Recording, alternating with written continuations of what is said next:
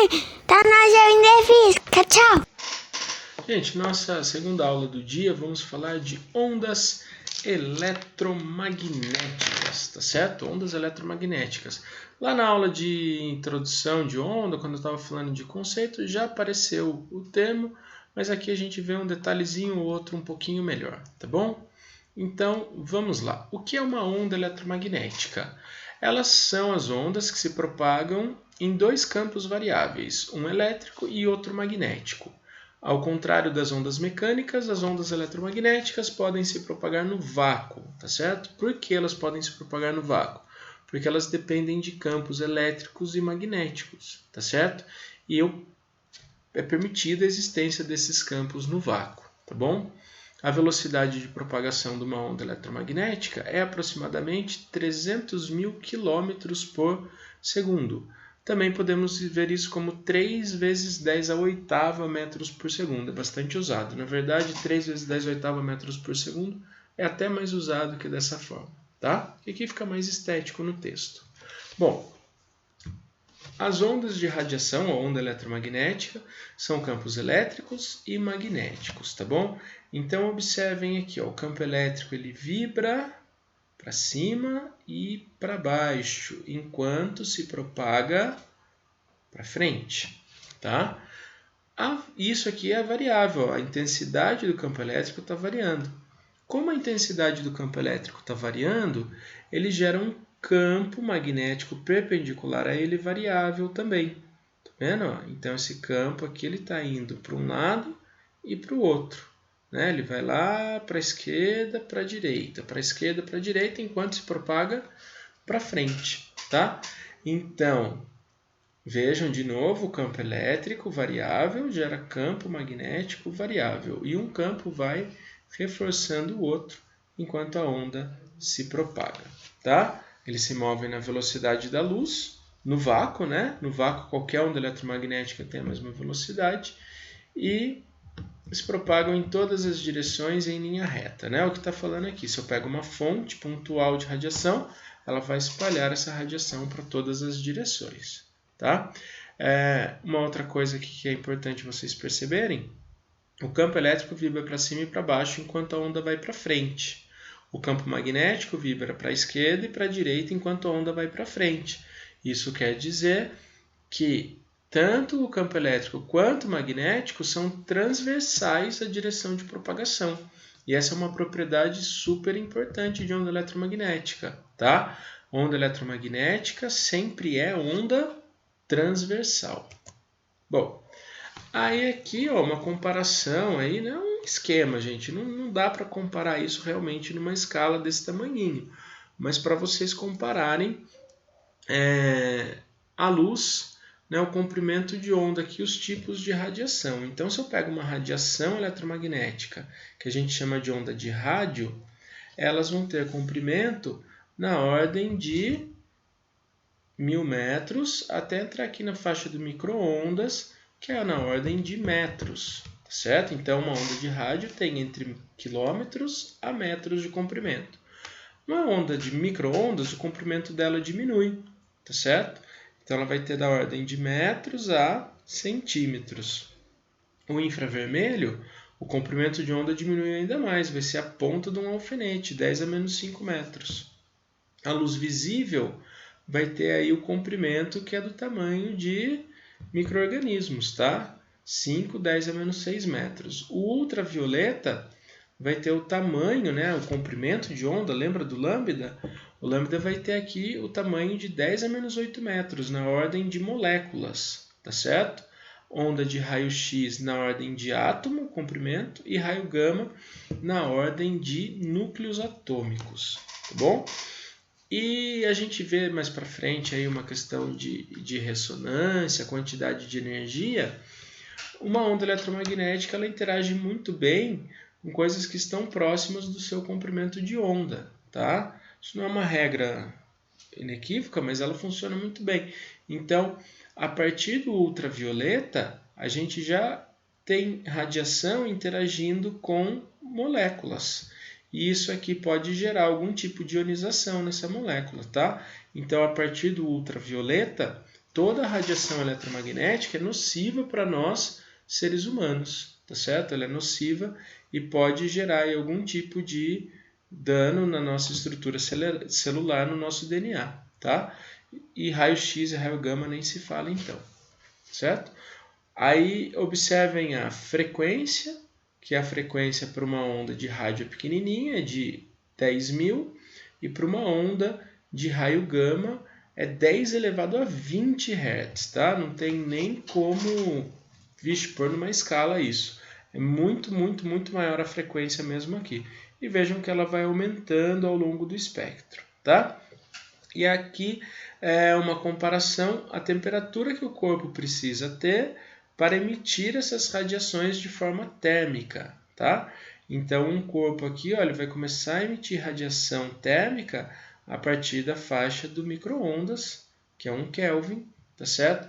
E para eu emitir radiação aqui na faixa de raio-x, deveriam ser 10 milhões de Kelvin, tá? Aproximadamente 10 milhões de graus Celsius.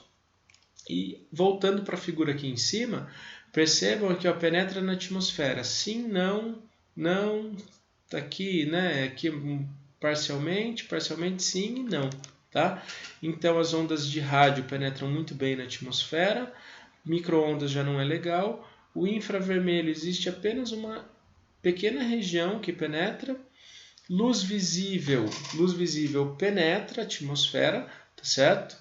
E ultravioleta, raio-x e raio gama não. Vocês vão falar assim, mas é perigoso ficar no sol por causa de raio ultravioleta. Sim, gente, mas ele é filtrado quase que totalmente pela nossa atmosfera. Tá? Ele é filtrado muito, muito, muito. Imagina como seria se não tivéssemos uma atmosfera. Seria impossível ficar exposto ao sol, porque receberemos radiação ultravioleta muito intensa. Bom, e aqui a mesma coisa, né, gente? É legal ser repetitivo nesse caso, e vocês podem olhar com calma. Ele está mostrando aqui, ó, por outro autor, lógico, uma escalinha de comparação aqui do tamanho das coisas para o tipo de onda, tá certo? E aqui a luz visível, tá? Aqui também uma comparação de comprimento de onda, os comprimentos típicos delas. E aqui, ó, falando especificamente de luz visível, né? Olhando só para essa região do espectro, a gente vai ter o vermelho variando entre 625 a 740 nanômetros, né? 10 a menos 9 metros, e uma frequência de 480 a 405 terahertz, tá certo? Tera é 10 a terceira é quilo, 10 a sexta é mega, 10 a nona é giga, 10 a 12 é tera, tá bom? Então aqui terahertz, uma frequência bem intensa. Eu não vou ler a tabelinha inteira, mas vocês percebam que conforme o comprimento de onda vai aumentando, conforme o comprimento de onda vai diminuindo, eu vou mudando a cor da luz. E conforme o comprimento de onda diminui, a frequência aumenta. Tá bom? Então, eu vou começar lá no 740, que é o maior comprimento de onda e a menor frequência, até chegar no violeta, que é 380 nanômetros, né? O menor comprimento de onda para maior frequência aqui, tá?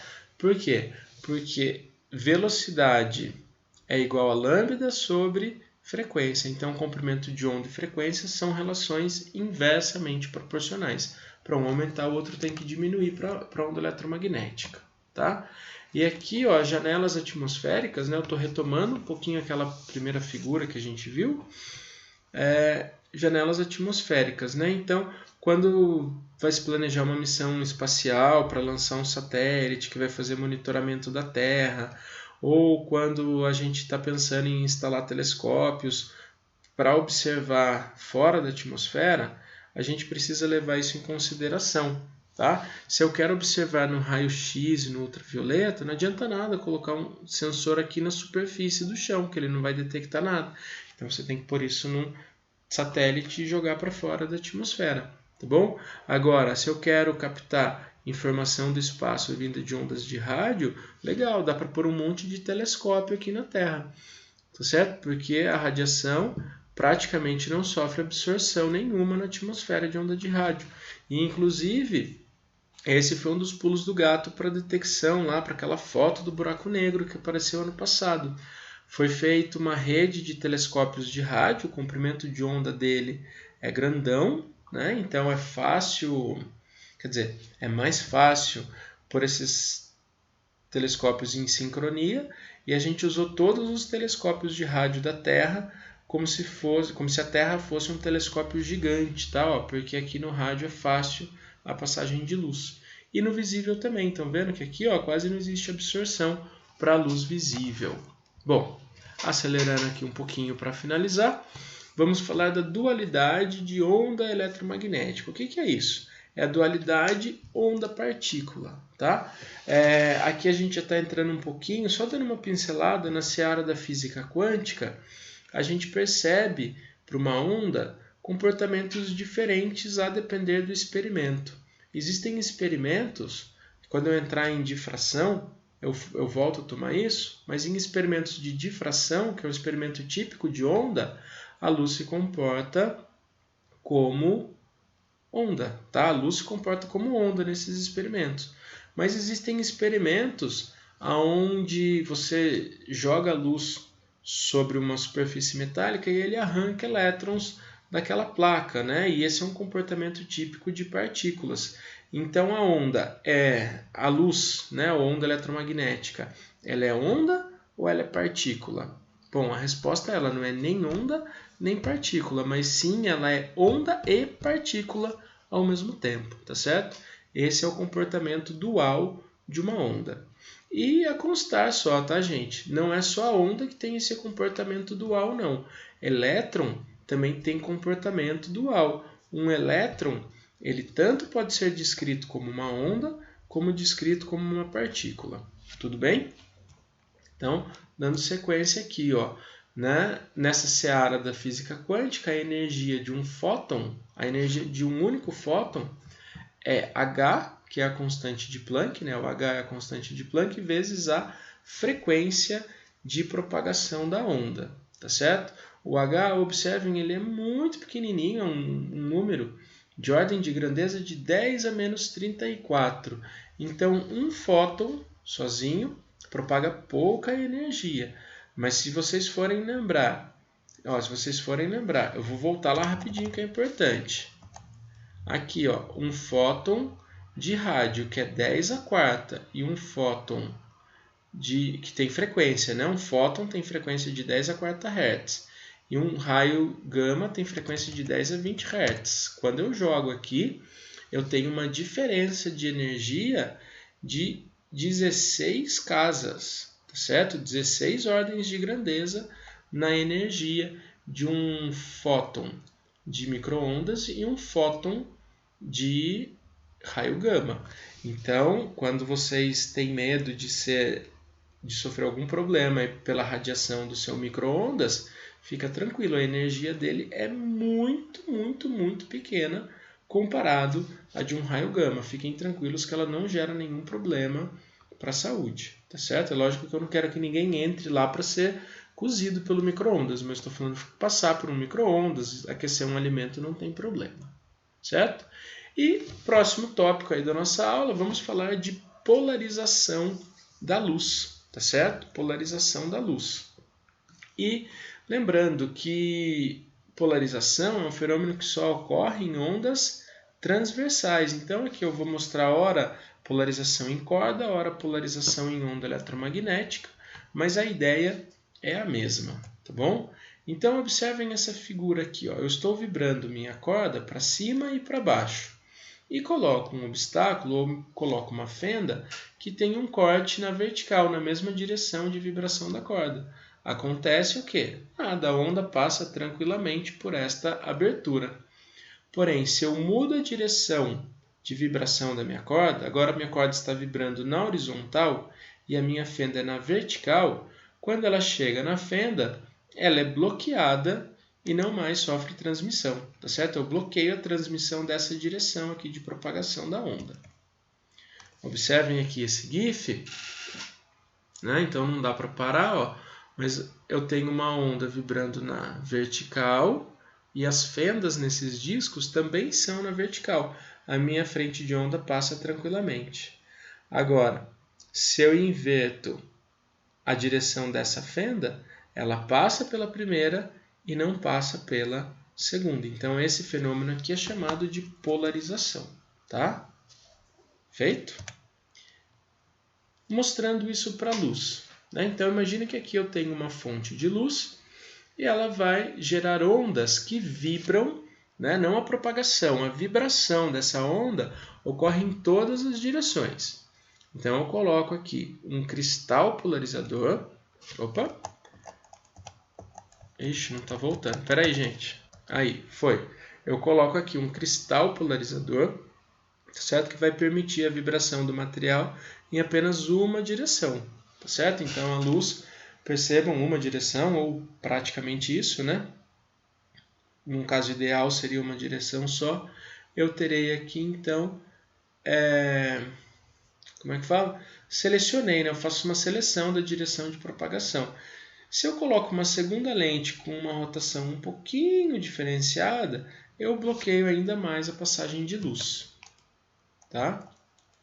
Bom, eita, aqui ó, de novo a lâmpada, luz não polarizada, ela vibra em todas as direções, eu ponho um filtro polarizador na vertical, só a luz na vibração vertical passa, um segundo filtro alinhado, então o observador consegue ver a lâmpada aqui no fundo. Já nessa situação, o que vai acontecer? Eu tenho todas as direções de vibração para a luz, o primeiro filtro polarizador deixa passar só a direção vertical, mas o segundo filtro está na horizontal. Então, quando a luz chega aqui, ela não passa por esse filtro, esse observador não vê absolutamente nada, tá? Gente, na sequência eu tenho 2 vídeos que ilustram isso, tá? Mostrando uma experiência real de polarização. Mas eu acho que não há necessidade, não vou apresentar esse vídeo para vocês agora, porque aí vocês vão perder tempo vendo um vídeo dentro do meu vídeo, aí fica loucura, dá um tiro na cabeça, fica muito maluco isso. Então vocês vão fazer o seguinte, vocês vão pegar esse PowerPoint aqui depois dessa apresentação, e aí vocês assistem esses vídeos com calma, lá sozinho depois, tá? Não precisa ver aqui junto comigo não. Tá? Então, ó, esse vídeo seria um, você assiste com calma depois.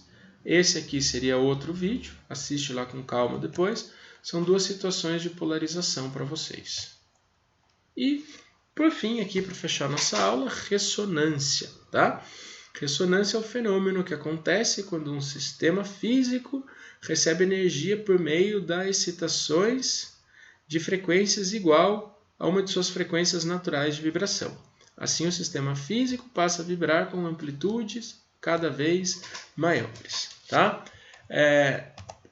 Tem um vídeo também que eu vou colocar o link, ele ficava muito grande para anexar aqui, mas o vídeo vai mostrar muito bem um caso de ressonância para vocês entenderem. Mas a ideia é simples. Imagina que eu tenho uma taça de cristal aqui, eu molho levemente meu dedo e começo a girar ele na borda da taça. Tá bom? O que vai acontecer? Estou fornecendo energia para o cristal e ele começa a vibrar cada vez mais. Então é um caso de ressonância, porque eu estou fornecendo energia para ele, ele aumenta a sua amplitude de vibração. Ele aumenta a tal ponto que ele põe o ar lá dentro em ressonância com ele. E a gente começa a ouvir um barulho agudo vindo da taça, tá bom? Então, o meu dedo entra em ressonância com a taça e a taça entra em ressonância com o ar. Tá? Outra condição aí de ressonância que vocês devem perceber bastante é quando vocês estão em algum local com um som muito alto e tem a batida do som grave, né? Aquele pum, pum, a gente sente aqui internamente aquele som também, tá? É lógico, eu não estou sendo dramático, eu estou exagerando um pouco, né? Mas a gente sente como se o som estivesse batendo aqui dentro, tá? Por quê? Porque é ressonância, certo? Então, encerramos aqui o conteúdo. Parem o vídeo e resolvam os exercícios. Assim que tiver tudo resolvido, vocês acessem os vídeos das resoluções. Maravilha? Gente, até mais e fui!